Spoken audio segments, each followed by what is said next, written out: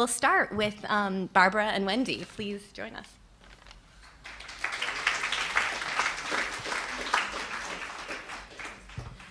We are Barbara Mazur. And Wendy Waxman. We are neither the authors nor translators of this book. We like to think of ourselves as the midwives. We set out on a quest 6 years ago to have this outstanding book published. We found it by chance in the rare book room at YIVO when we were members of a book club through YIVO Institute for Jewish Research.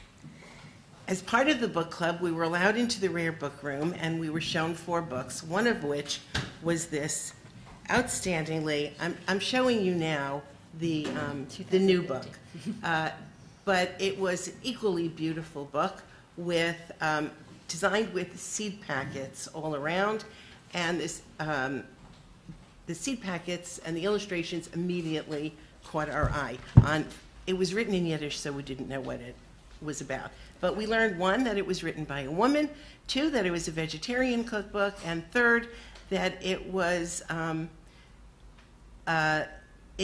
written by a woman who owned a restaurant, who had a cooking school, who and was a pioneer of the vegetarian movement in the 1930s in Poland. And we were so captivated by the fact that she was such a powerful person. We didn't even know there was a vegetarian movement in the 1930s. We didn't know women owned businesses. And then we found out that the back of the book was a guest book. And that was printed also with comments from the guests. All of the intelligentsia of the time came to eat at Lawando's. Even Marc Chagall, poets, writers, and she kept the guest book and published it in the back of the book. So we were so impressed by her entrepreneurship. And then we learned about her story. She was, she had a salon. Basically, it was her restaurant was like the Elaine's of Vilna. All the writers came, they taught. One guest book entry even said, even though the food is good, the conversation is delectable. That's why people went. There's a photograph that we can pass around the book and show you of men in suits, white shirts, and ties, and this is how they went to get dressed for blintzes because it was such an important spot. So, and keep in mind, this was 70 years before tofu burgers and carrot juice were staples of a healthy diet. She was such an entrepreneur that she went to the Heinz Company in London while visiting her family and tried to sell her recipes to them. When they said no, she asked for a job. They said no to that too, unfortunately. But she managed to put a vegetarian kitchen on a cruise ship that went between Gdansk and New York. She went with a rabbi, armed with a rabbi, and she installed a Passover vegetarian kitchen. So that was Fania.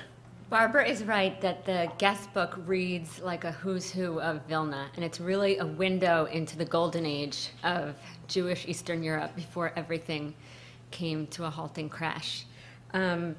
Just to give some context for the cookbook, it was at a time when slaughtering houses, kosher slaughtering houses, were starting to be shut down, and meat was getting more scarce.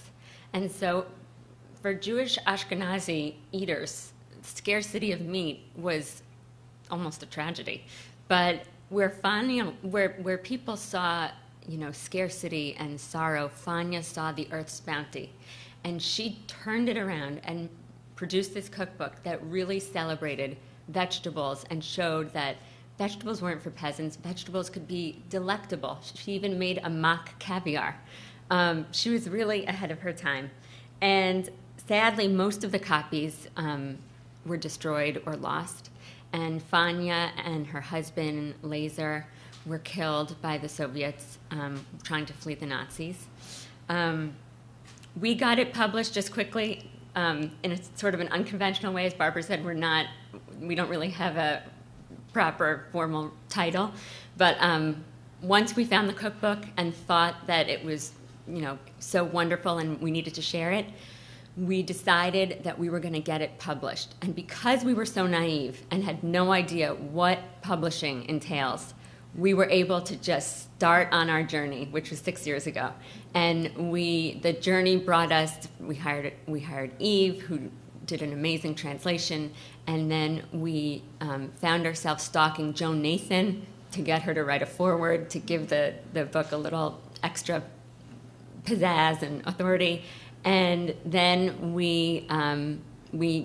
Joan Nathan put us in touch with Alti Karper at Schocken, and to our astonishment, she bought it. She loved it. So we are here today. And one more thing I want to say is that when we eat the cabbage cake today, it's I want to think about how Fanya's enemies may have destroyed her life, but they did not defeat her life's work and her celebration of the earth's bounty. And so with that, pass it along.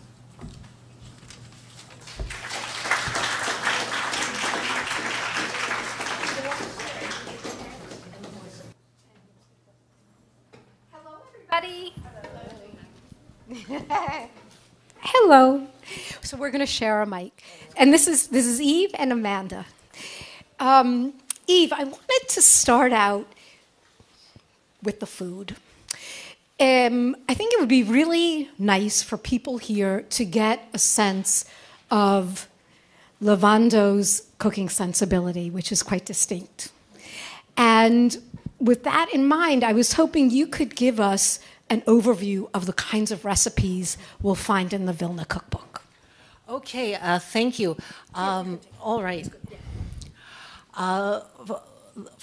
Lavando's repertoire comes from a lot of varied sources.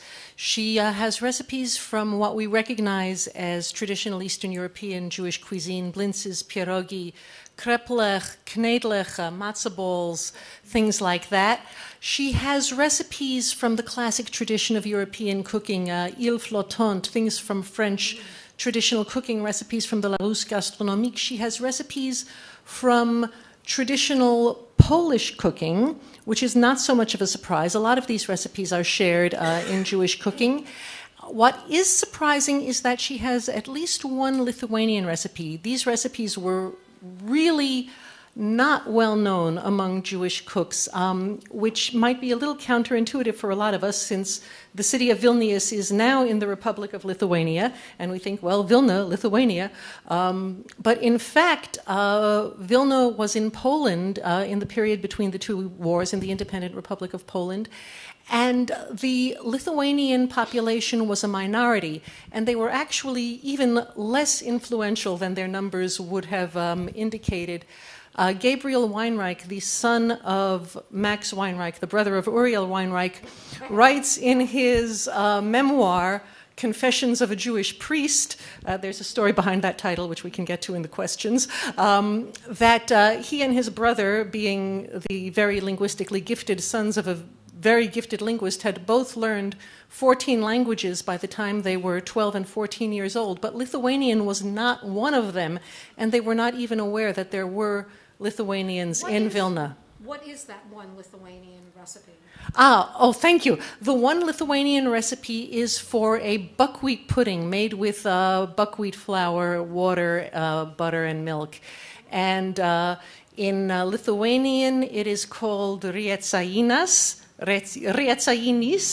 and in Polish it is called pożucha, but a traditional Polish pożucha would also have bacon and sausage and be served with milk, so it's not quite a traditional pożucha. Sorry, I have to steal this back from so we have a sense of the geography that's covered in the book. Can you give us a feeling for her taste buds? What appealed to Lavando? The first thing I have to say is butter. The title of the book is Vegetarisch-Dietetischer Kochbuch, Vegetarian Dietetic Cookbook. The introduction is entirely devoted to the subject of how these are recipes for health, how vegetarian cooking is the healthiest and best choice. The recipes are not necessarily what a 21st century audience would consider the healthiest and best choices. There are prelapsarian quantities of butter in everything. And it's so delicious. What else? The primary herb that seasons things is dill, and that is really very beautifully used. Lemon, the primary vegetables that you run into are definitely potatoes, carrots, and beets. That's expected. And cabbage. Cabbage is the boss of vegetables in this book, both in fresh form and as sauerkraut. Unexpected vegetables that we run into are asparagus, kohlrabi, Jerusalem artichokes, unexpected fruits, or at least unexpected to me, not too unexpected in the region, are gooseberries, which you don't come across that often in cookbooks. Which actually leads me to another question, which is this idea that that Lavando was really looking beyond what we consider the traditional confines of the Eastern European kitchen. How did that come about? Maybe if you could tell us a bit about Lavando, the woman, we would understand how she came to cook with asparagus. Well, definitely she is very well acquainted with the varied cuisines of Europe. I mentioned she draws recipes from a lot of parts of Europe, and there are things that she made up entirely by herself. The one area that she is really not acquainted with is the New World, United States and Canada, really a blank for her. And in fact, she says, I think maybe not in the introduction, but in one of the articles she wrote about the book, that this is the first cookbook written in Yiddish. There were cookbooks, as we know, published here in New York in Yiddish, and there were 2 vegetarian cookbooks published here in New York in Yiddish. But New York and America were really not on her radar at all. And even when she did visit New York on that trip, her reports of it are that she visited the Rockefeller Palace and its 123 stories. So a couple of details don't exactly jibe with what we have. What kind of woman she was, I would say, this is what we in culinary ethnography call a prescriptive cookbook. There are descriptive cookbooks which tell you what everybody is cooking, and then there are cookbooks that tell you what everybody should be cooking. And this is the second category, very much so. The author is very strict in her instructions. Everything she spells out, you must follow the recipes precisely. You must read each recipe carefully before proceeding.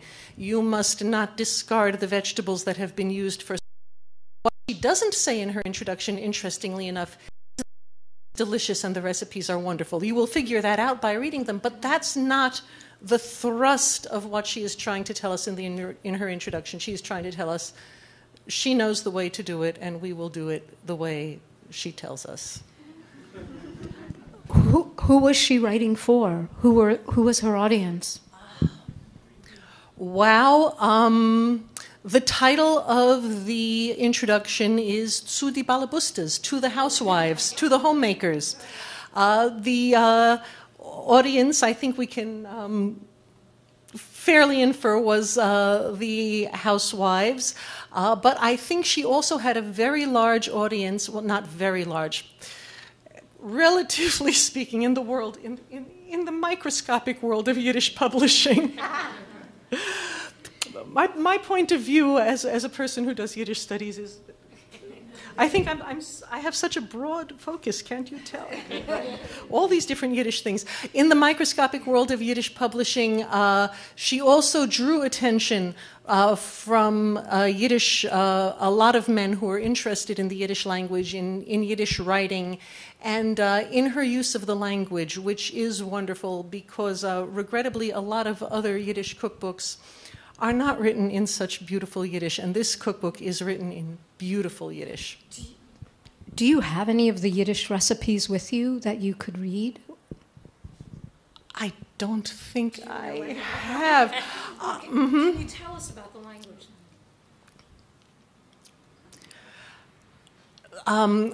The lexicography is really rich. There are a lot of words. There are a lot of interesting words. She has 2 words for Jerusalem artichoke. One of them is Deutsche Kartoffel, German potatoes, possibly confusing for some translators.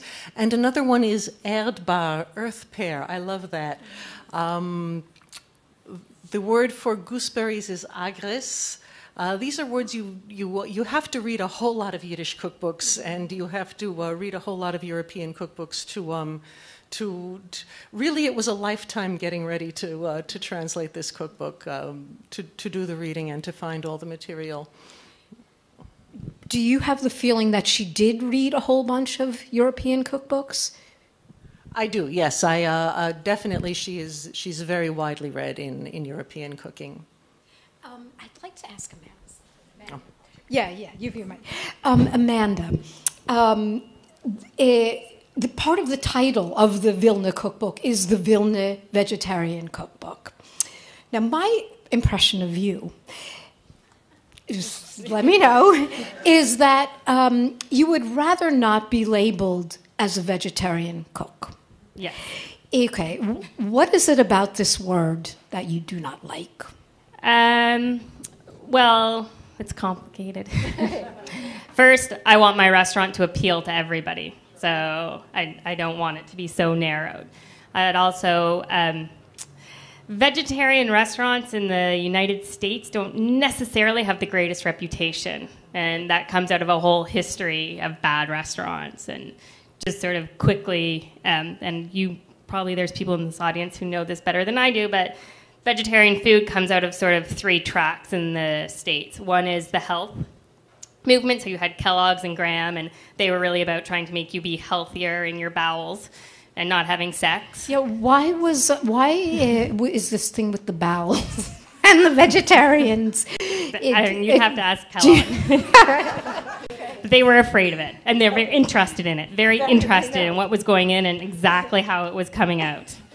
And also food that would really, they were very afraid of sex, so they wanted you to eat food that would also make you afraid of sex, so that you wouldn't touch yourself, kind of.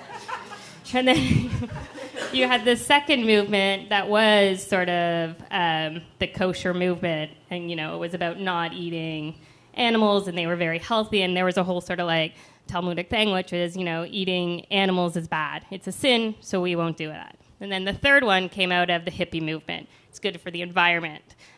But none of those were about the food. None of that had anything to do with actually the taste of the food. And that's where sort of the bulk of the vegetarian restaurants up until the 2000s kind of were. It wasn't about what you could have. It was always about what you couldn't have. And that's where we got this really bad reputation. So that's why I try hard to stay away from the label vegetarian.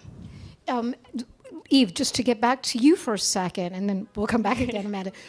What was it that led Lavando to vegetarian cooking? From Lavando's point of view, it was definitely health. She mentions in passing the Jewish concept of tsar balei chayim, not causing pain to living creatures, but what is really driving her is health. Well, she speaks as well. About a vegetarian movement. Who were these people? Who were these Jewish vegetarians? The Jewish vegetarian movement is really fascinating. We find evidence of it in the United States and Canada, in Eastern Europe, and also in Palestine. It's a very small movement, but culturally it is much more significant than you would guess from its numbers. And really the best way you can guess the significance of this movement is the extent to which people ridicule and make fun of vegetarians. and sometimes that's our only clue. We can't always find the vegetarians themselves, but we can find so many people ridiculing and making fun of them. We know that they were there. And so there are cartoons by Zuni Maud about vegetarians going to vegetarian restaurants and eating the food and saying, oh, this is so delicious. And then there's a shot or a panel of the kitchen and you see all the carcasses hanging there. And that's why the food is so delicious. And then there's a comic essay by Moshe Nadir, the comic writer, about how the title of the essay is Protos and Nutos. And these were actual vegetable protein dishes. Sorry, we have, just to bring in another vegetarian tradition, we have copies of some vintage recipes from Ratner's, of blessed memory, that was on right across the street on Delancey, and they were great servers of protos and nuttos. Is that what it is? You mentioned, Amanda, that the Jewish vegetarian movement. I was going to ask you what drove you to vegetarianism, but I'm going to ask you what led you to vegetarianism. And was that part of your awareness? Well, I'm a funny vegetarian because I just actually don't like meat. So there's nothing behind it other than I'm a little afraid of animals and carcasses, and they creep me out. So I like sex, so it's not that reason. And I'm not that healthy, but I am for the environment. But really, I just, when I entered cooking school, I wasn't interested in learning how to butcher. And it's just sort of, I stuck with it throughout the years. And when I was 15, all my friends became vegetarians. And this was a long time ago. It was about 25 years ago when being vegetarian wasn't that popular. And my parents were like, you're going to die if you become a vegetarian. I was like, I'm not, but I'm pissing you off so much right now by doing this. I'm going to stick with it. So it was sort of my rebellion when I was 15. And then I did end up sticking with it as all my friends dropped off and started eating meat. But it still pisses my parents off.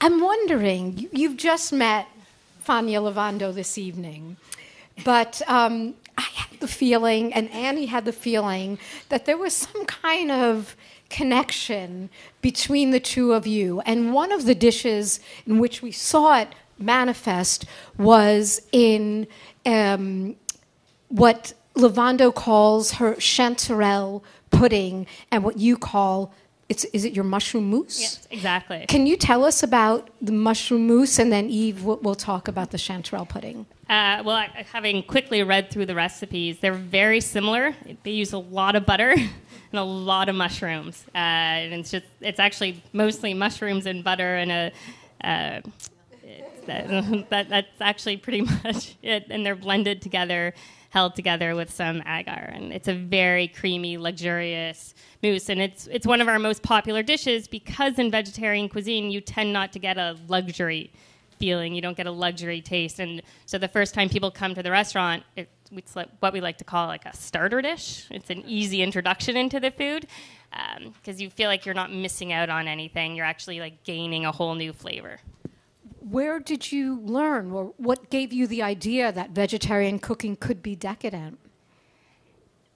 I never thought it couldn't. It's just that we were never served food that could be. One of the problems, and it's interesting looking at her book, is for the most part, vegetarian restaurants in the States they're actually vegan restaurants. Very few of them use butter and cream and eggs. So for the most part, they're sort of, and it doesn't mean that vegan food can't be luxurious. You just have to sort of work extra hard at it. But butter does sort of add an immediate, feeling of luxury and fatty deliciousness. And like Navanda, I use a lot of butter. When we were on Iron Chef, because I feel like this kinship with her, we actually used so much. They had to stop filming and go buy more. And they were like, we've never seen anybody use this much butter. And we're like, we're sorry. Eve, can you tell us about Lavando's mushroom chanterelle pudding? I will, but first let me interrupt myself briefly to say something about Cohen's mushroom mousse, which was one of the first things I had the first time I went to Dirt Candy, and it just made me so happy. And I was with my wonderful friend Daniel ONeill, who is here tonight, and we both took our first taste of the mushroom mousse, and we both said exactly the same thing at exactly the same time. We said, if people could eat this, there wouldn't be wars. And I am just so thrilled to be sitting next to Amanda Cohen. I could not be more thrilled if this was a panel with Marie Curie and Lou Gehrig. I hope I'm not embarrassing you. I can't blush anymore, but keep going. So thank you for that, Moose, and for all of your work. Thank you. And the chanterelle pudding. The chanterelle pudding has, the first ingredient is 2 pounds of chanterelles. And I think that this is probably directed at people who are not too far from a place where they can go out and find wild chanterelles, because if you have to go to Balducci's and buy 2 pounds of chanterelles, that's really, you're not going to spend anything else on the rest of the meal at all.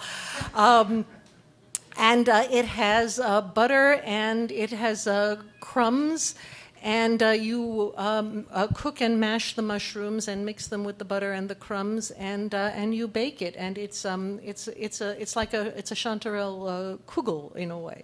It's a substantial pudding, but the chanterelles speak for themselves.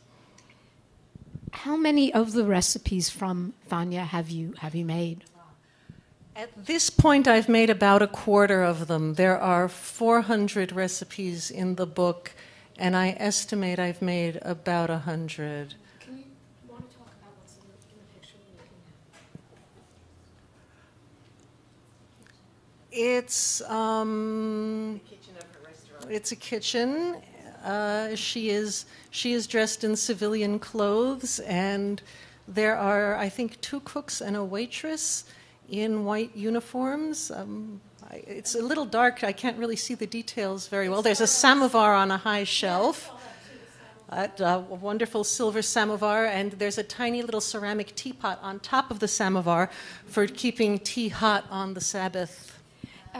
Amanda noticed we were looking at another kitchen shot, and she said, well, it's just like my restaurant, all women. All women. All women work for me, all women work for her. Except I'm not quite that scary looking. So I said I feel like kinship, but I'd like to think I'm a little less scary looking. I'm terrified of her. We passed out the menus, Eve, from Ratner's, and I was wondering if we can say that there was some kind of symmetry, some kind of interaction taking place between the vegetarian cooks in places like Vilna and their counterparts here in New York. What's your take?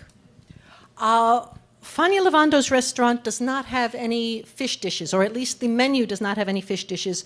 Ratner's is a dairy restaurant, but in Jewish cooking we have these liminal categories. We have the category of milchiks, which means everything that either is milk or is simply not meat. So it is milk, it is vegetables and fruits, but by a historical peculiarity, fish fall into the category of pareve, of neither milk nor meat, and so those are permitted in milk restaurants, and so are eggs.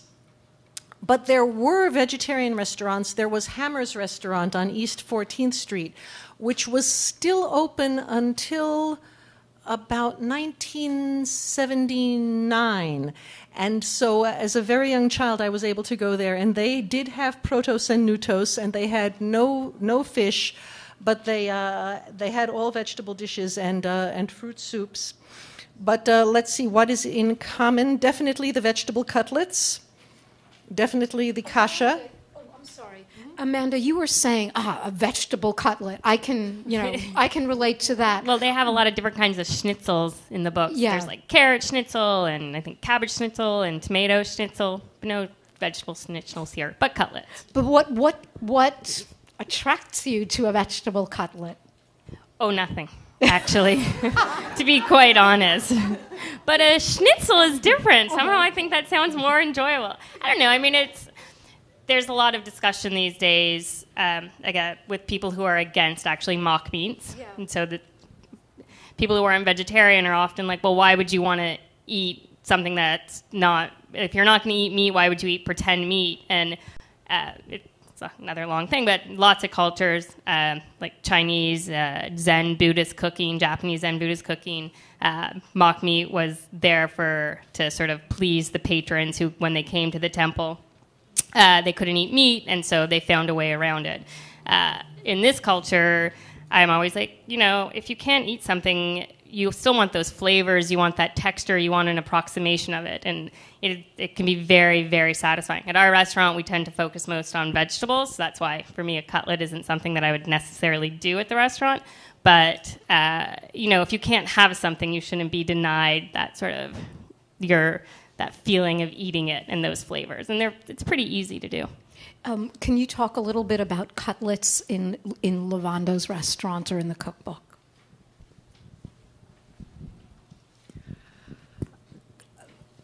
The cutlets are a lot of what she calls cutlets we would call pancakes, really. I think they are chopped vegetables mixed with eggs and crumbs and fried and dipped in an egg and crumb batter to crust them and fried. So they are.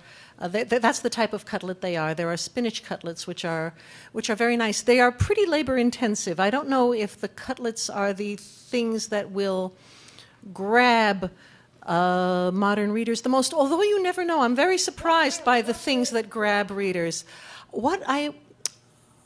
I'll tell you what grabbed me the most. I'll tell you a couple of things that grabbed me the most.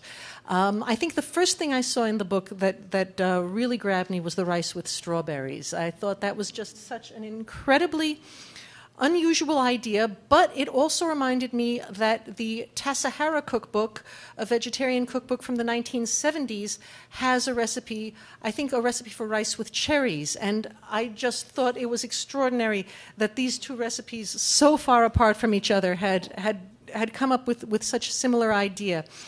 There is a recipe for potato pickle soup, which is exactly what it sounds like. Not everybody can tell from hearing the title what a good idea it is, but it's cut up potatoes, cut up pickled cucumbers, and you cook them in vegetable stock, to which you add some of the brine, the pickling brine from the cucumbers, and then you finish it with a little butter and flour roux and some sour cream. And the two things are the sourness and the richness are sort of going on at the same time, and that is really a wonderful recipe and one that I'm crazy about. Amanda, a question for you. We've seen how Lavando is in some ways a product of her city, of Vilna in the 1930s. And I was wondering, are you a product of New York, or more particularly of the Lower East Side? What is your sense of connection to the place that you are?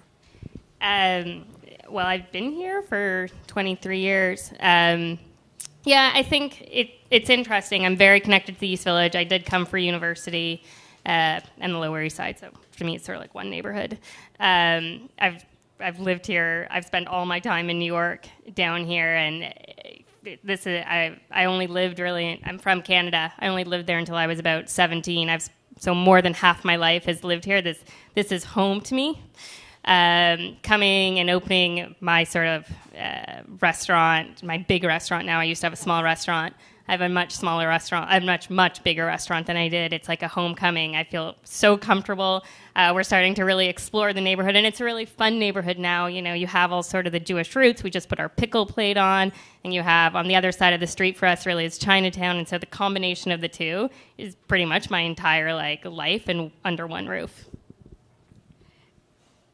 Fascinating. Maybe should we open it up, Annie?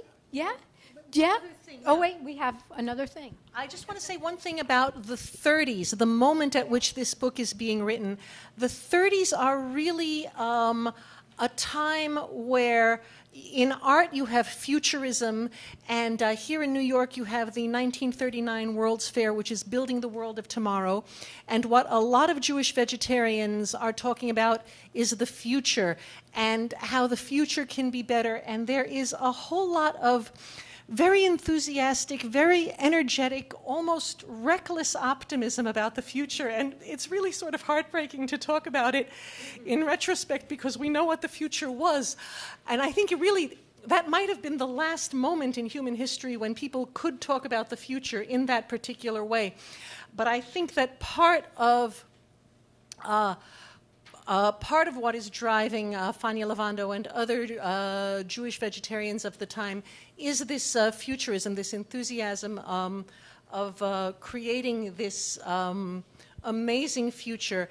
And one of the very interesting books from Poland in the same year is a book by Jacob Kirschenbaum called Amerika, das Land von Wunder, America, the Wonderful Land, which was written for Polish Jews, not Jews who were emigrating to the United States, but Jews who were going to come to New York as tourists to the 1939 New York World's Fair.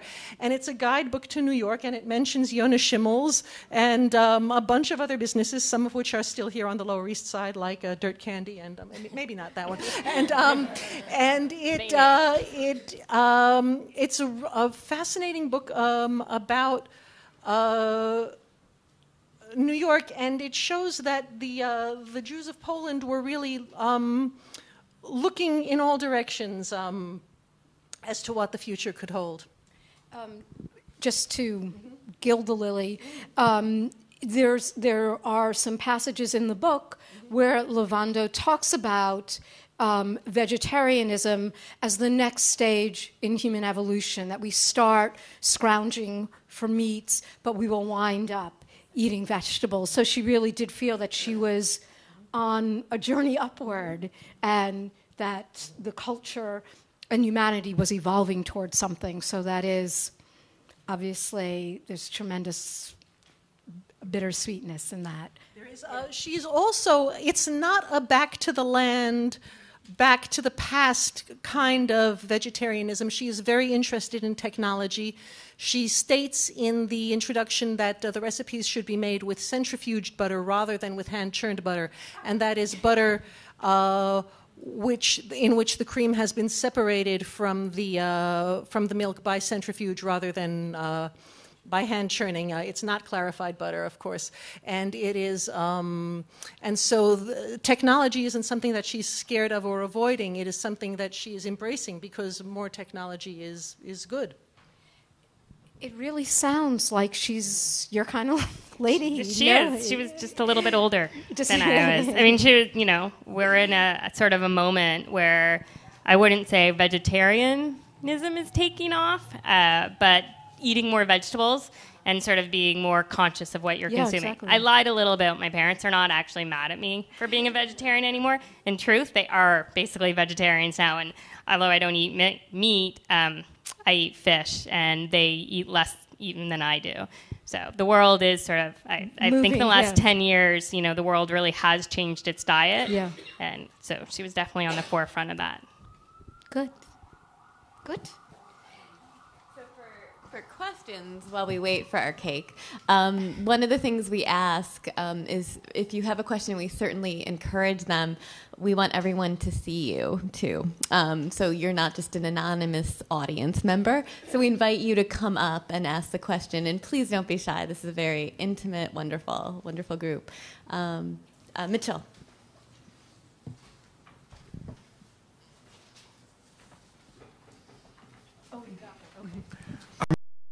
Used because on the one hand we were told that it was more difficult to get kosher meat, that kosher butchers were closing or whatever. On the other hand, you told us about how people were looking forward to a vegetarian future. So what is the chronology? This book, although the date on the title page is 38, it actually came out in 37, and the Polish parliament cracks down on kosher slaughter in 1939. In fact, really right on the eve of the invasion is the moment at which the parliament is concerning itself with cracking down on kosher slaughter. I think certainly there was always difficulty getting meat. Meat was always expensive, and there were questions about purity and contamination. But the accounts of the time seem to indicate that people were eating meat. Lucy Dawidowicz's memoirs from that place and time, which describe her year as an aspirantke, a graduate student at the YIVO Institute in its last year in Vilna, mentions Fania Lavando's restaurant. She mentions it only in passing. The restaurant that she talks about a lot is Wolf's Restaurant, which was a meat restaurant and was where the most of the YIVO aspiranten seemed to be hanging out.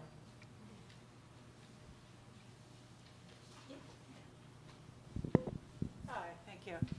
What did Lewando want you to do with the vegetables for the stock? Infuriatingly, no specific directions are given for the boiled vegetables, but you can infer that a lot of them can go into the cutlet recipes. A lot of those start with boiled vegetables. Yeah, come up.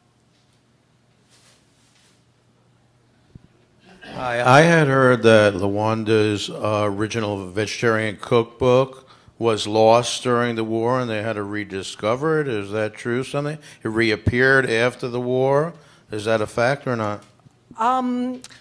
There was a copy in the Polish National Library. There was a copy in the Hebrew Union College Library in Cincinnati. I believe Harvard has a copy.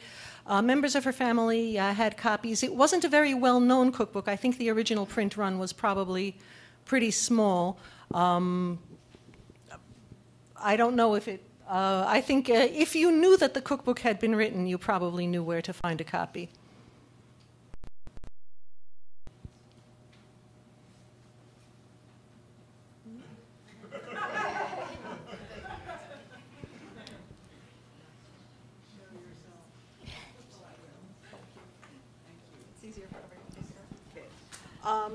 In your translator's note, you acknowledged that a number of the categories that Fania Lavando used, in fact, didn't entirely play out rationally in terms of the different kinds of recipes she was using.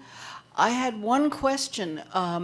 What did you mean, or what did she mean, when somebody referred to a substantial kugel as one kind of subset of a kugel? What makes a kugel substantial? Or how can a kugel be insubstantial? That is an even better question. There are 3 chapters in the cookbook. One of them, among the many chapters in the cookbook, there are 3 in which the recipes are almost interchangeable. Kugeln, kugels, puddingen, puddings, and tegerzer, another synonym for kugel and pudding. And tegerzer is the chapter, I already had a chapter named Kugel and I already had a chapter named puddings, so I called the tegerzer chapter substantial puddings. They are a little more substantial, but really all 3 of those pudding chapters have puddings that could easily go into any of the other 2 pudding chapters. And I think that probably the way these were categorized to her, maybe I think it was probably by provenance, probably that she got all the kugel recipes from one source and the pudding recipes from another, something like that.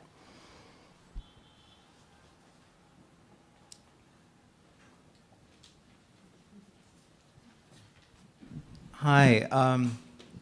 So Eve, I'm interested in, as the translator of this project, and not yet having had the opportunity to look it over, what were, presumably part of your task as a translator was to actually not just translate, but to make a modern-day cookbook. So I'm curious what adjustments you had to make in terms of techniques, equipment, and ingredients for it to work today. The quantities were really the hardest part. The quantities are given in the book in decograms. So not only is it unusable from the English volume imperial measurement system, it also is sort of unfamiliar to people who are even used to using the metric system. I converted it both from metric to imperial and from weight to volume, since we cook in volumes, although personally I would have been a lot more comfortable if I had been able to have volumes and weights, just since so many things are so difficult to measure in volume.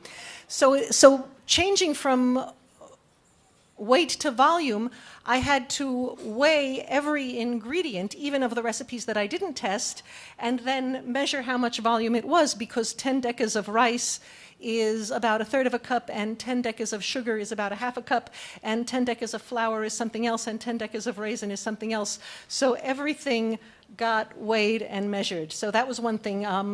Technique, most of the techniques are things that people will be pretty familiar with, except most of the food grinding and processing in Fania Lavando's cookbook is done in a food mill, something that she calls die Maschinke. And the little machine. And this is a disc with holes, small or larger holes. Is she? No. No, that's something. Okay. All right. And pretty much all of those can be done in a food processor. It's not quite the same. The Maschinke, as well as processing, also removes the fibers.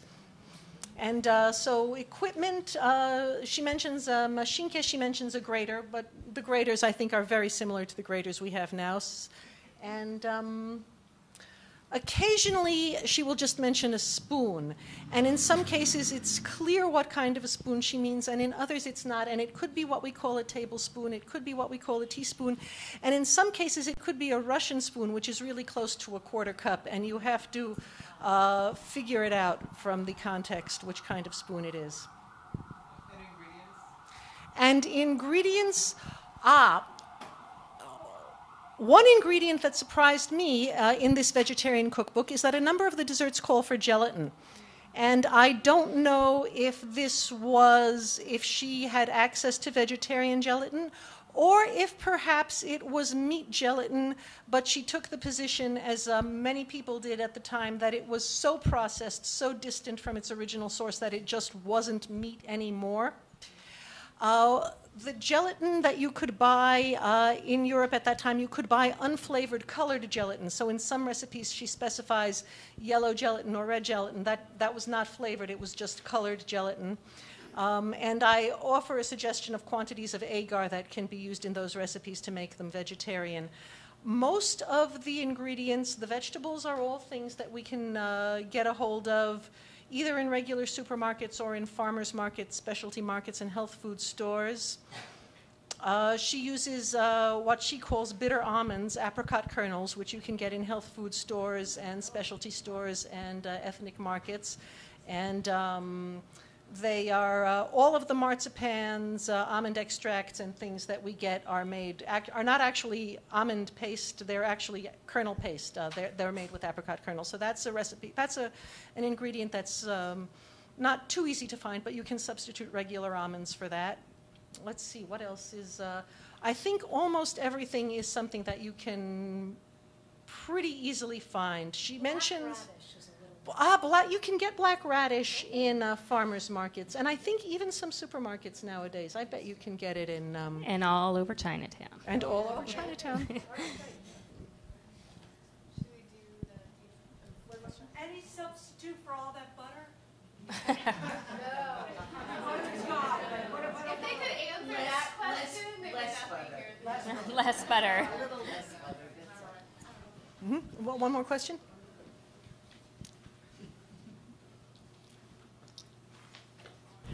I'm just curious how you selected the approximately 25% of the 400 recipes that you tried out. And was it just that some were so weird that you absolutely had to try them to see if they could really work, or what was it? Yes. Most of them were the recipes that I wanted to make. One case of a recipe that falls into the category so weird I had to try it is radish jam. And that's something that I might expect to run into on the Lower East Side. It was so good. You take your black radishes, and if you can't find black radishes, daikon radishes are a great substitute. And you cut them into julienne matchsticks. You boil them and then soak them in fresh water overnight, discard the water, so a lot of the bitterness comes out of the radish. You cook them with a whole lot of sugar and honey until they are very caramelized. And I made this jam, and it's a very nice jam. If you know there are radishes in there, you can discern them.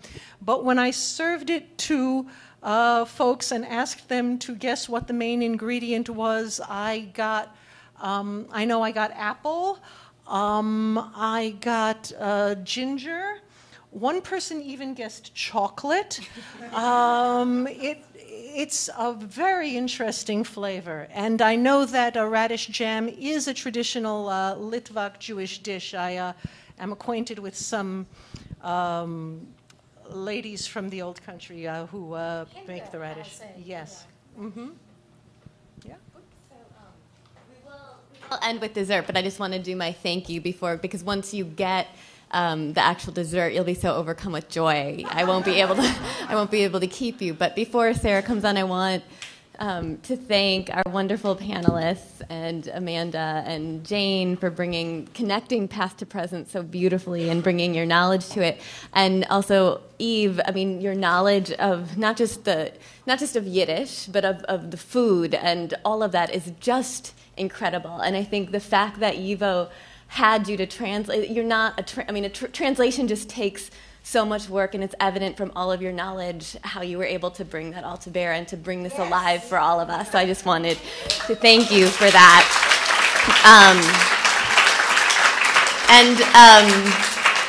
So I want to also announce that we do, if you're still hungry after the cabbage cake, Russ and Daughters Cafe, which is a wonderful restaurant just across Delancey Street on this side, offers a 10% discount to those who purchase a book here at the Tenement Talk tonight. So you can go and eat more food. The prices are a little bit higher than the ones here on Ratner's.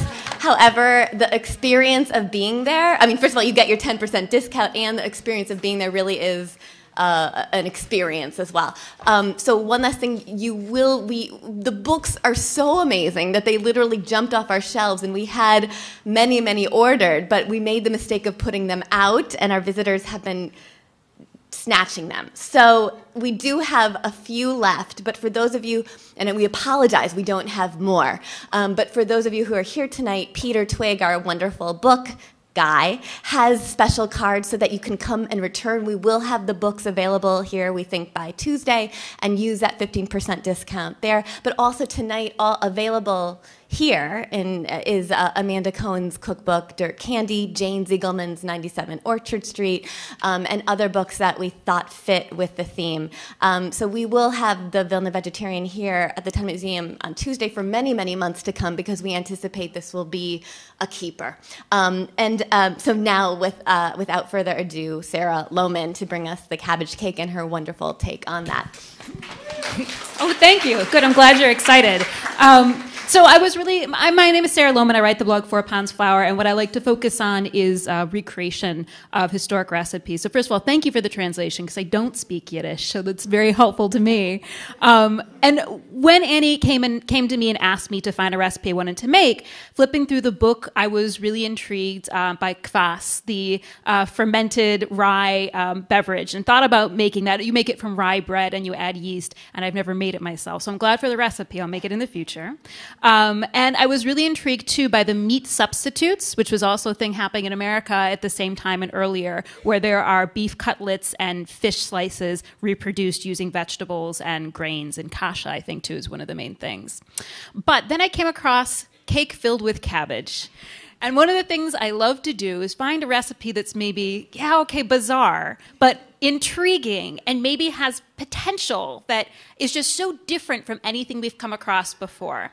And I the more I looked at it, the more I read it, I thought to myself, well, I don't think this is going to be so horrific as I originally thought it would be. And this is one that you tried yourself too, correct?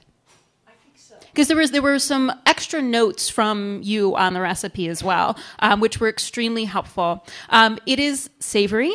There is the crust is a yeast crust that has eggs and milk and butter in it. The center is cabbage and onion sautéed in butter. In fact, in the entire recipe, there was an entire box, a pound of butter. So I do hope you enjoy. I think it turned out beautifully, and thank you so much, everyone. And so you can remain in your seats, and our wonderful Tenement Talks volunteers, thank you, will be bringing it to you. The fact that the cookbook might be on delay is good because it gives you time to stock up on the butter before you actually get it.